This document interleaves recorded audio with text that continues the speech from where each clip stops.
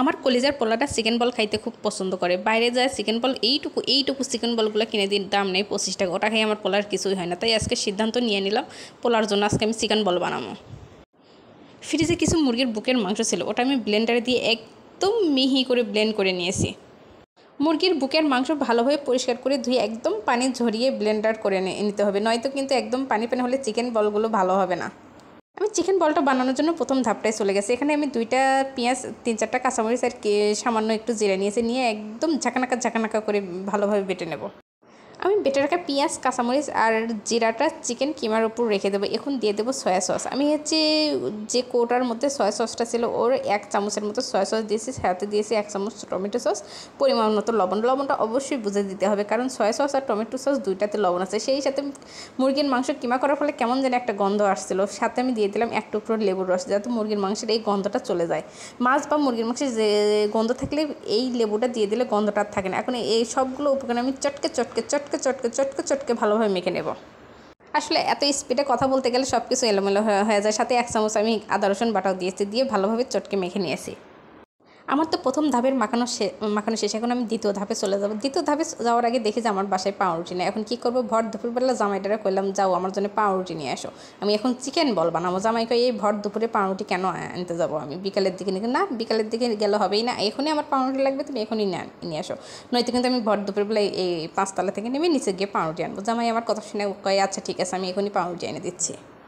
অবশ্যই এই ভর দুপুরবেলা আমার কলিজার টুকরা জামাইটা তার বইয়ের বায়না মেটানোর জন্য পাউরুটিগুলো নিয়ে আসছে। আমি এখন চিকেন বল বানাতে ব্যস্ত। আমি পাউরুটির 4-5টা একদম সাইডের কালো অংশটা কেটে নিয়েছি। ওইগুলো কিন্তু ফেলা দিবেন না, একদম কোনো কিছু নষ্ট করা যাবে না। সংসারে সব কিছু লক্ষ্মী, সব কিছু যত্ন করে রেখে দেওয়া লাগবে।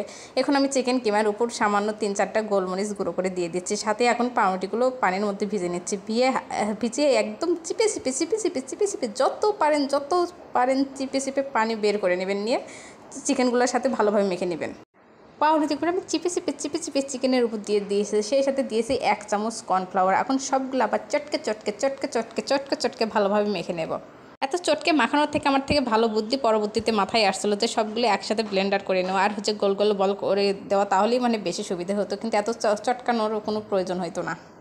যেহেতু আমি প্রথমবার চিকেন বল বানাচ্ছি, তাই আস্তে আস্তে বুদ্ধিগুলো সব খুলে যাচ্ছে। আপনারা যখন বানাইতে নেবেন সব একসাথে ব্লেন্ডার মধ্যে দিয়ে সব একসাথে ব্লেন্ড করে নেবেন, আর পরবর্তীতে বলগুলো করে নেবেন, এতেই আপনাদের জন্য বেশি সুবিধা হবে।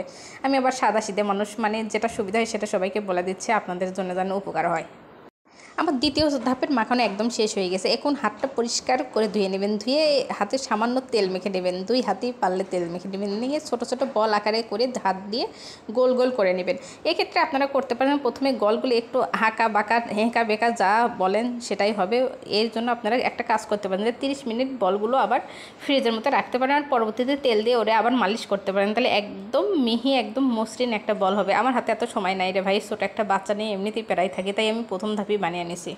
ফ্রিজে রেস্টে রাখলে একটু সুবিধা হয়, বলগুলো একটু শক্ত হয়, আর পরবর্তীতে তেল দিয়ে মালিশ করলে বলগুলো একদম মসৃণ হয়ে যায়। আর যেহেতু সব রকম পেটের মধ্যে যাবে, আর ওরে তো চিবিয়েই খাওয়া লাগবে, তো এত কাহিনী করার আমার কাছে কোনো প্রয়োজন না। এখন বলগুলো আমি একটা রাইস কুকারের ছাঁকনির মধ্যে চারদিকে একদম সুন্দর করে বসিয়ে দিব।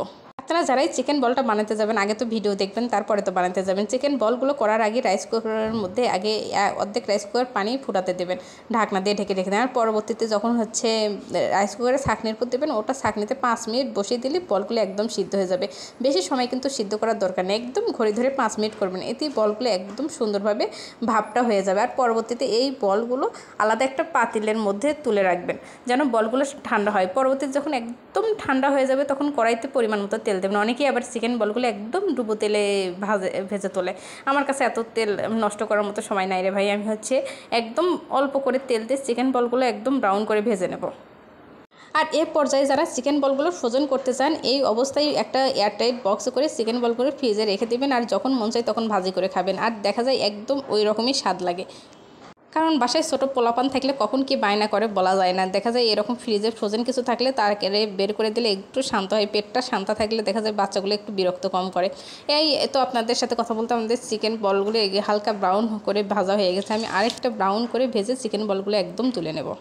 আমি টমেটো সসের সাথে চিকেন বলগুলো পরিবেশন করব। আর আলহামদুলিল্লাহ আমার বাচ্চাটা খেয়ে খুব পছন্দ করছে। এটাই আমার কাছে অন্তত শান্তি। এত কষ্ট করে বানানোর পর বাচ্চা যদি খায়, এত কোনো কষ্টই মনে হয় না। আর বাসার তৈরি খাবার এটা একদম নিরাপদ আর সেফ। দেখা যায় বাইরে কখন কোন তেলে ভাজে সেটা বলা যায় না। আর বাসায় একদম স্বাস্থ্যকরভাবে বাচ্চাদের তৈরি করে দিলে আর সেটা যদি বাচ্চারা খায় তৃপ্তি নেয়, মনে একদম শান্তি লাগে। আমি এখানে হাত দিয়ে দেখাচ্ছি, আমি, আমার হাজব্যান্ড আর আমার বাচ্চা তিনজন একসাথে খাচ্ছি। দেখুন ভিতরটা কত সুন্দরভাবে সেদ্ধ হয়েছে। আজকের মতো বিদায় নিচ্ছি। আল্লাহ হাফেজ।